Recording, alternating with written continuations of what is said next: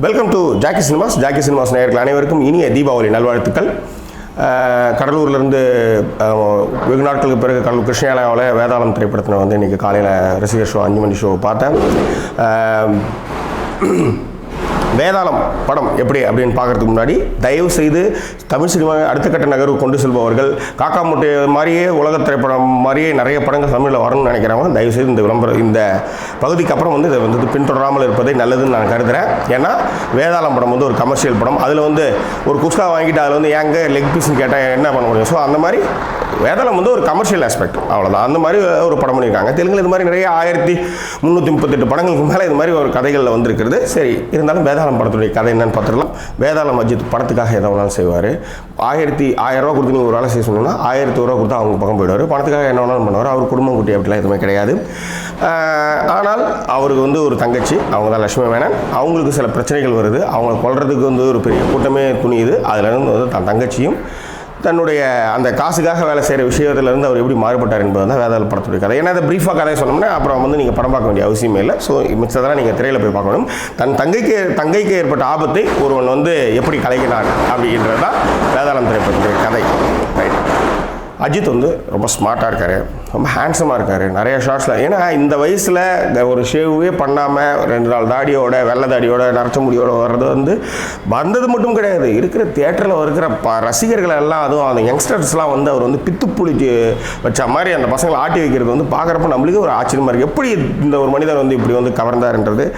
அவருடைய ஹேண்ட்ஸம் லுக்கு, ஒரு நட உட, அவருக்கான காஸ்டியூம்ஸ் எல்லாமே ரொம்ப சூப்பராக இருக்குது. எஸ்பெஷலி இந்த மாஸ் ஹீரோவுக்கான ஒரு சீன் அப்படின்னு பேசுவாங்க. அந்த மாஸ் ஹீரோவுக்கான சீனை வந்து சிவா வந்து ரொம்ப நல்லாவே பண்ணியிருக்காரு. எஸ்பெஷலி அந்த போர்ட் ஹார்பரில் வந்து அவர் வந்து நடிச்சுக்கிட்டு வர்ற அந்த பிளாக் பனியனோட அவர் வந்து கட்டி வச்சு உதைக்கிறப்ப இருக்கிற அந்த சீன் இருக்கு பாருங்கள். மாஸ் சீன்னா ஒரு மாஸ் ஹீரோவுக்கு எப்படி சீன் பண்ணணுன்றது அது வந்து கிரேட் எக்ஸாம்பிள். ரொம்ப அற்புதமான ஒரு ஸ்மாஷான ஒரு சீன் அதுன்னு சொல்ல முடியும். அவ்வளோ அற்புதமான ஒரு என்டர்டெய்னிங்கான சீனு. ஸோ அதே மாதிரி நிறைய சீன் பண்ணியிருக்காங்க. பட் இருந்தாலும் இன்னும் எக்ஸ்ட்ரா ஒரு அது மாதிரியான சீன் வந்து மாஸ் சீன் வந்து இந்த படத்தில் நிறைய வந்துருக்கும். ஸ்ருதிஹாசன் வந்து படத்தில் அவங்களுக்கு வேலையே கிடையாது, ஜஸ்ட் வராங்க போகிறாங்க. இன்ஃபேக்ட் வந்து ரொம்ப நாளுக்கு அப்புறம் வந்து அவங்க புடவை கட்டிருக்கிறப்ப அதில் வந்து இடுப்பு தெரியக்கூடாதுன்னு பின்லாம் போட்டிருக்காங்க. ஸோ அவங்களுக்கான ஸ்கோப் இந்த படத்தில் கிடையவே கிடையாது. பட் லட்சுமி நல்லா நடிச்சிருக்காங்க. அஜித்தான தங்கைக்கு பாத்திரமாக நடிச்சிருக்காங்க. நிறைய இடத்துல நடிக்க செஞ்சுருக்காங்க. சில இடங்களில் வந்து அவங்க நடிக்கிறது வந்து அந்த ஃபீல் குட் அப்படின்ற விஷயத்தை வருது. சூரியோட காமெடி வந்து அந்த அளவுக்கு சோபிக்கவே இல்லை. அவர் நிறைய சிரிக்க வைக்க முயற்சி பண்ணுறாரு. ஆனால் தேட்டரில் எந்த ஒரு சிரிப்புமே கிடையாது. பட் அஜித்தோட அந்த மாஸ் அட்ராக்ஷன்ஸ், அவர் வந்து டபுள் ஆக்ஷனாக பண்ணும்பொழுது, டபுள் ஆக்டில் வந்து அந்த விஷயங்களை பண்ணும்பொழுது ரொம்ப ரசிக்கிறாங்க. அப்பாவியாக இன்னோசென்ட்டாக பண்ணுறது, அதையே வந்து ஒரு மாதிரி மாஸ் ஹீரோவாக பண்ணுறப்ப வந்து தேட்டரில் பயங்கர கிளாப்ஸு. அனிருத்தருடைய மியூசிக் வந்து மிகப்பெரிய அளவில் வந்து சோபிக்கலன்னு தான் நான் சொல்ல முடியும்.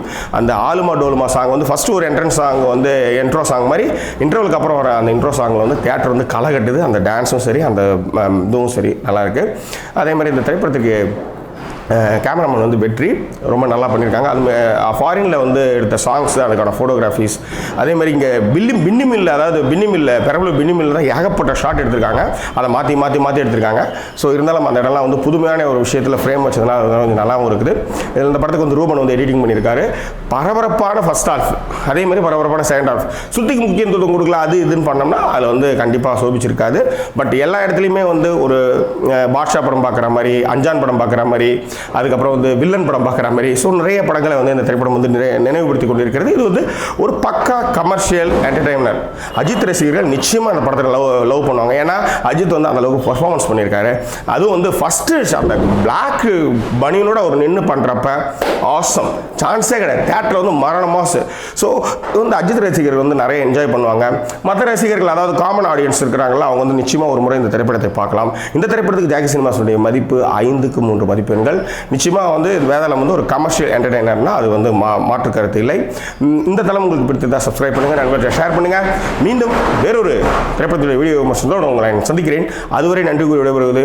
அதுக்கு முன்னாடி அனைவருக்கும் இனிய தீபாவளி நல்வாழ்த்துக்களை ஜாக்கி சேகர் இந்த ஜாக்கி சினிமாஸ் தளத்தின் மூலமாக உங்கள் அனைவருக்கும் தெரிவித்துக் கொண்டு விடைபெறுகிறேன். நன்றி, வணக்கம்.